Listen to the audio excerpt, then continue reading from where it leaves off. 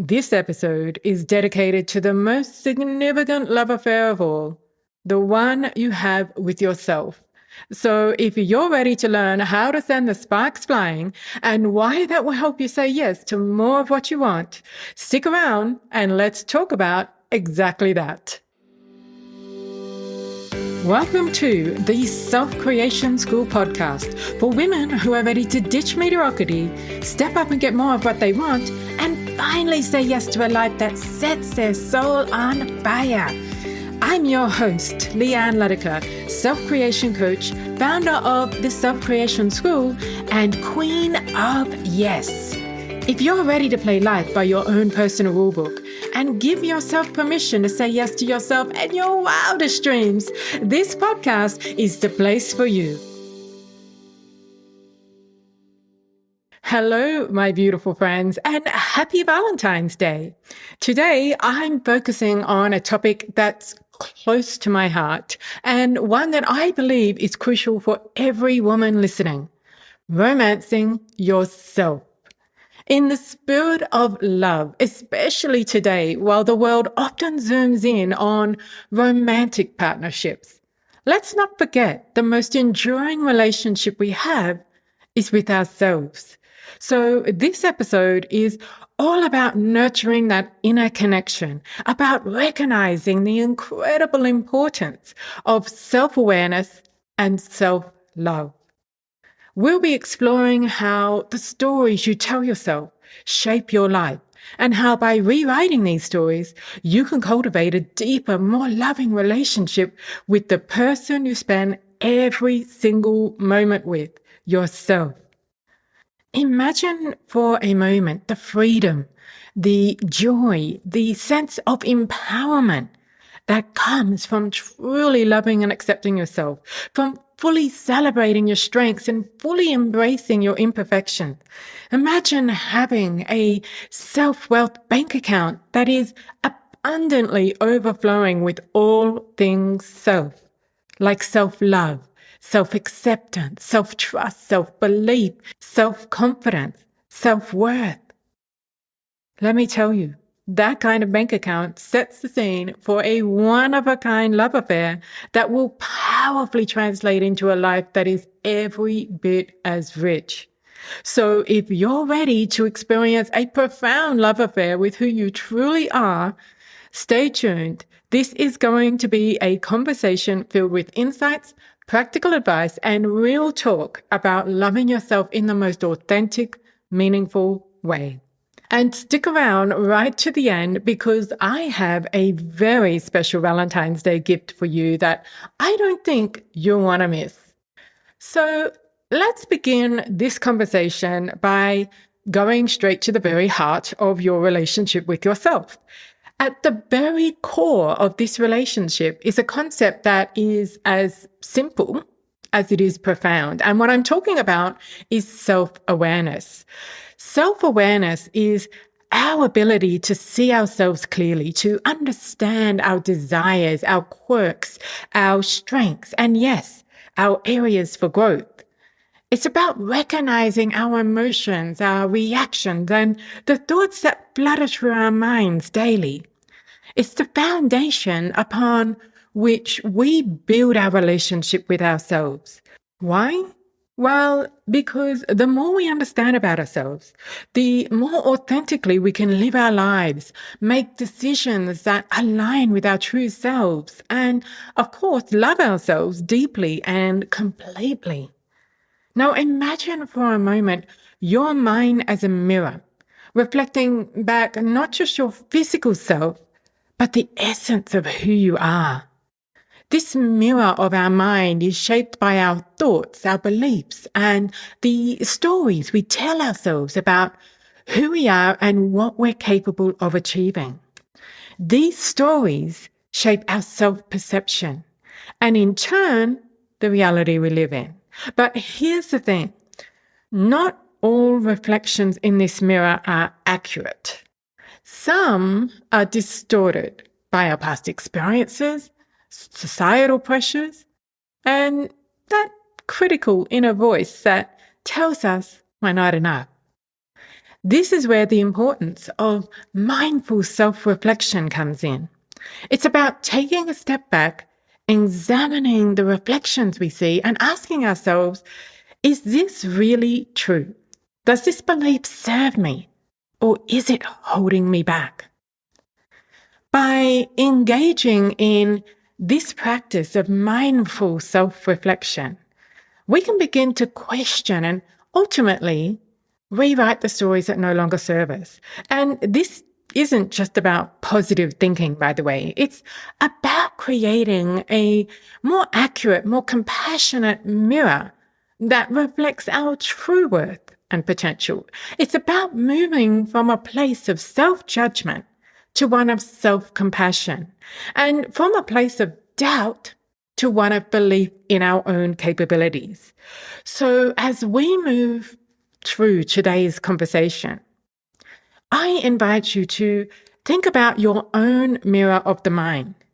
What stories have you been telling yourself? Are they stories of strength, resilience, and love? Or are they stories that need some tweaking?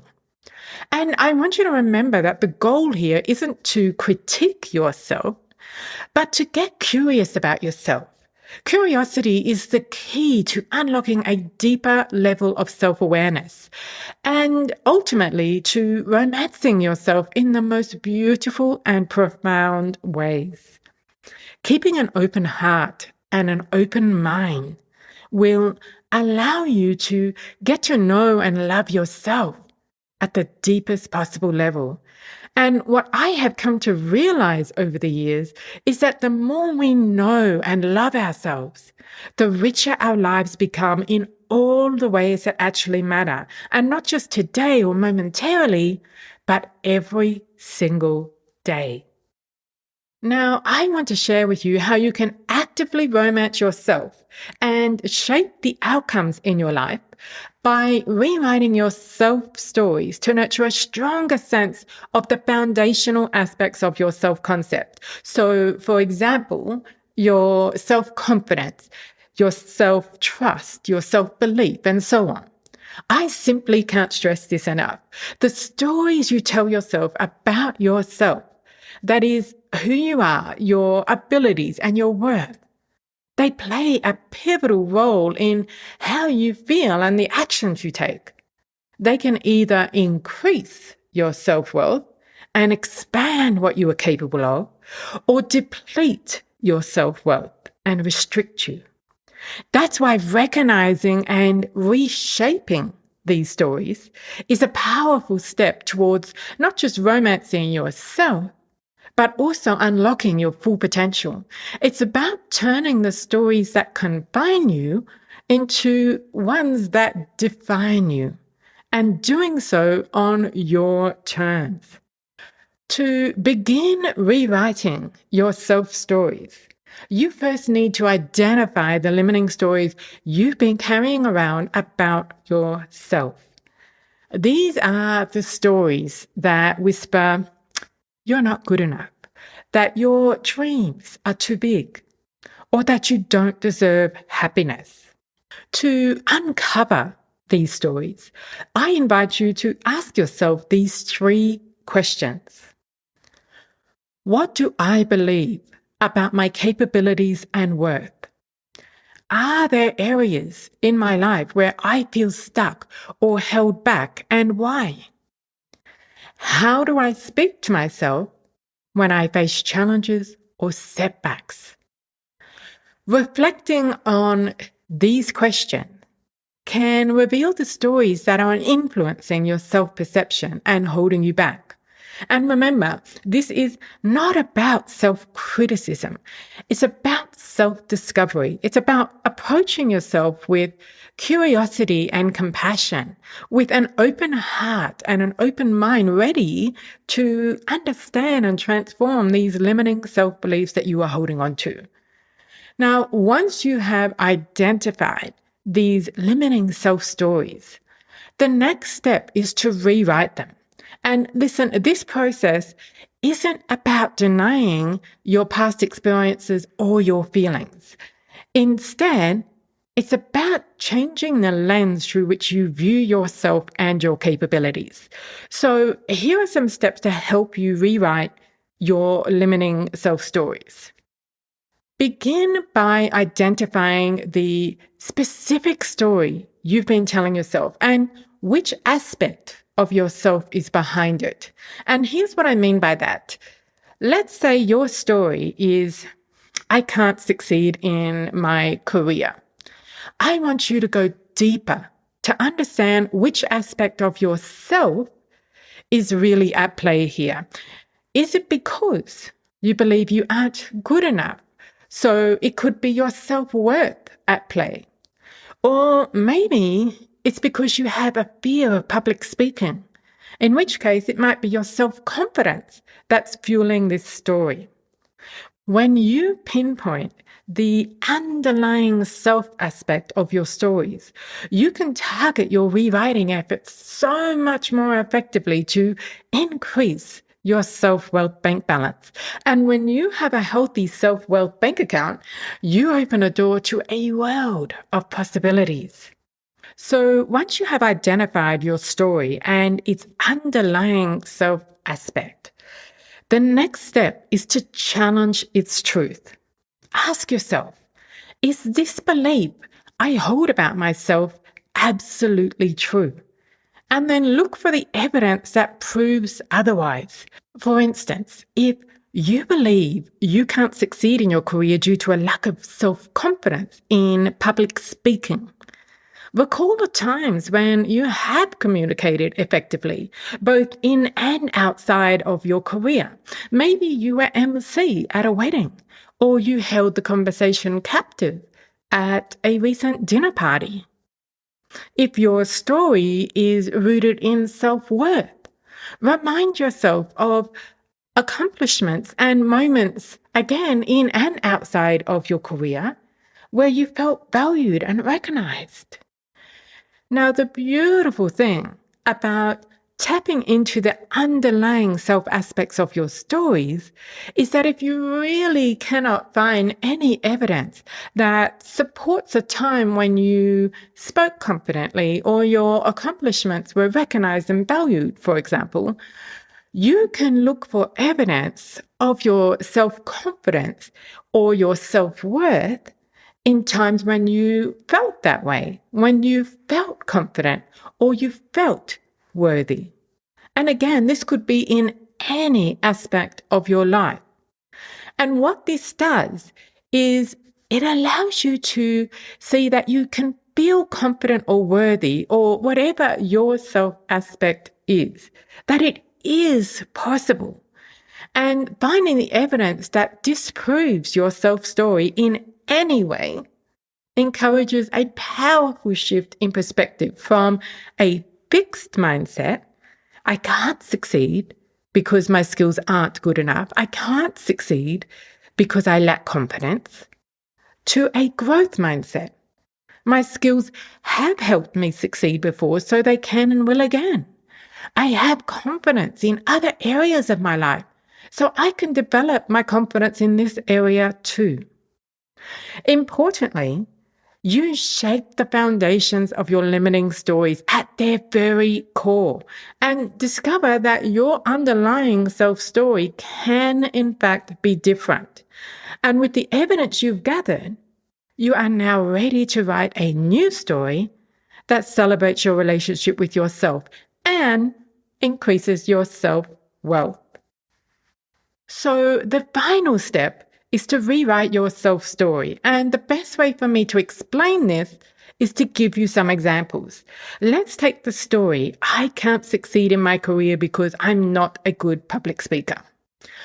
From the evidence you gathered alone about holding your dinner party guests captive in conversation, you could rewrite this story. You could rewrite it to, I communicate with impact and authenticity, and my voice is heard and valued. If your story was not about feeling worthy enough, you might rewrite it to, my contributions are unique and essential, and I am valued for who I am and what I bring to the table. Now, this step isn't just about positively reframing your story. It's about acknowledging your true capabilities and worth and fundamentally changing how you view yourself and consequently how you show up in your world. Most importantly, you are romancing yourself when you rewrite the stories that do not serve you. You are nurturing your relationship with yourself, and that helps build your self-wealth bank account instead of continuing to deplete its resources. By consciously choosing to rewrite your self stories, to romance the very core of yourself, you are actively investing in a future where you recognize and celebrate your inherent worth, confidence, and abilities. That, my friend, is a place from which you become unstoppable. With that said, I want you to realize that while rewriting your limiting self stories is crucial to romancing your relationship with yourself, it is in actively romancing these stories that real change becomes possible. And what exactly do I mean? Well, romancing your stories is about bringing them to life. Essentially, it's about integrating your new story into who you be, your identity, so that this new story, this new belief you want to hold about yourself becomes a natural part of who you be, and in turn, a natural part of what you do. So before we wrap things up in this episode, let me share 3 ways you can romance your new self story. The first is to truly embody this new version of yourself. To do that, start by asking, who do I become with this new story? Visualize the qualities and the characteristics of this new version of you. If your new story is about self-belief, imagine yourself as someone who confidently tackles challenges, who doesn't shy away from opportunities because of doubt. And I want you to realize that this isn't about pretending to be someone you're not. It's about recognizing and stepping into the full potential of who you truly are. Next, consider the actions that this version of yourself would take. These actions are expressions of your new identity. They're not just tasks to be checked off. If you've seen yourself as a confident woman, what does that version of you do differently? How does she start her day? How does she speak? What choices does she make? Begin to integrate these actions into your daily life, not as forced efforts, but as natural extensions of your evolving self. For instance, if your new story centers around self-worth, the actions you might take include setting boundaries, choosing to prioritize your needs, or perhaps engaging in activities that reflect your value. Over time, what you will find is that these actions reinforce your identity shift, making your new self story your lived reality. And last but not least, to solidify this identity transformation, engage in daily practices that affirm and reinforce who you are becoming. This could involve journaling about your experiences, living out as your new self story, meditating on your evolving self concept, or even creating visual reminders of your new identity. For example, creating a vision board, or perhaps leaving your gym clothes out before you go to bed. Visual clues are extremely powerful, and integrating these kinds of practices will help you ground the changes in your everyday life and make your new self an integral part of simply who you are and what you do. And because I have personally found journaling to be such a powerful process in transforming not only my self stories, but also integrating my new self stories into my daily life, I want to gift you all something very special and very powerful this Valentine's Day to help you romance yourself. So I put together a Romance Yourself challenge. It's a 14-day journaling style challenge where I'll be sharing daily journal prompts and action steps that explore the different aspects of your self-concept and help you build your self-wealth bank balance. The Romance Yourself Challenge starts today and it's not too late to join. And I'll be leaving the doors open until the end of this month of love. So if you are listening to this episode at a later date, please do come and join us. The doors will close though, so the sooner you do jump in, the more you'll get from the challenge. So if this sounds like something you'd like to do, I hope you will accept my gift and come join me in romancing yourself. To join the challenge, head to selfcreationschool.com/romance, and I'll leave this link in the show notes for you as well. So that's it from me today. As always, remember that you are not a one-time event, and romancing yourself isn't either. Commit to making it a lifetime romance, a romance you have with yourself every single day. Because, my friend, it is the most significant relationship you will ever have in your lifetime.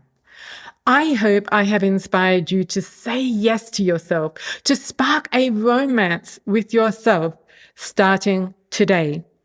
I'll see you in next week's episode. Until then, be the woman who says yes. Have you grabbed your free copy of the Self-Created Woman's Manifesto? This powerful manifesto will inspire and empower you in your everyday life and help guide you towards a life that sets your soul on fire.